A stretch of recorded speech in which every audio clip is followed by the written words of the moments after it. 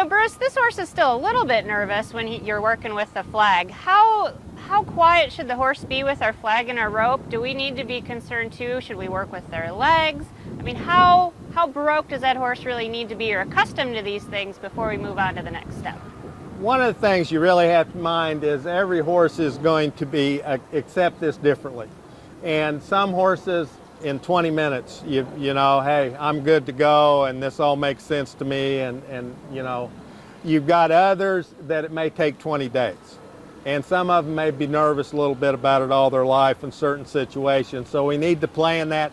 But one of the great things to do is get yourself in a position, use your flag, a stick, gentle. You know, a lot of horses will want to strike at something that's out in front of them. And so how do we deal with that? Well, one of the simpler ways to go ahead and deal with something like that to help get them over it, it's not going to do it, you know, is how used to this horse is having its leg handled.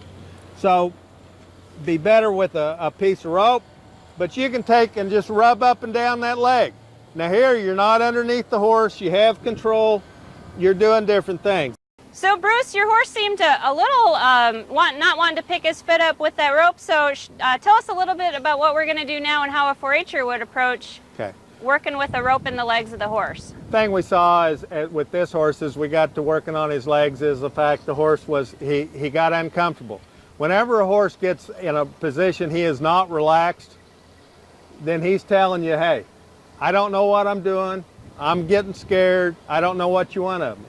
So that's a time to go back, allow the horse to relax. In this case, we're going to get some help, somebody holding the horse. We're going to sit there, work this leg, get him used to the rope. He's doing pretty good there. Now you can see him kind of going up into his backup mode, but I'm going to go ahead and just make that little 8. Ask him to give me that foot, and I'm just going to go ahead and work that. Now the good thing about that is the situation, he's getting used to the rope and I'm not underneath him as I'm doing it. I'm being able to stay away. Now as we get to back feet, here's something where you want to be safe. You know, this is something, take your time, see how things are going. If you need somebody else to help you, you need some professional help. Never be afraid to get somebody. Don't get yourself hurt. You can't, if you're hurt, you can't ride your horse. You can't ride your horse. You can't have fun. We're all about having fun. So let's work on that.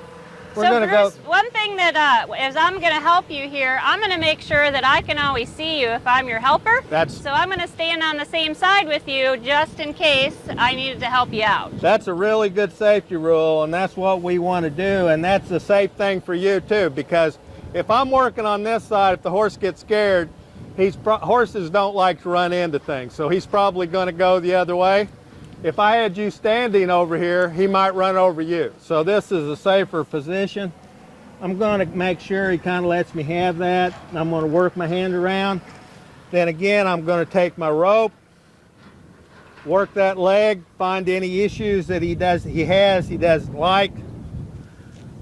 Then we're going to go ahead, ask him to pick that leg up for me. Go ahead and work that around and then let that leg down, very comfortable manner.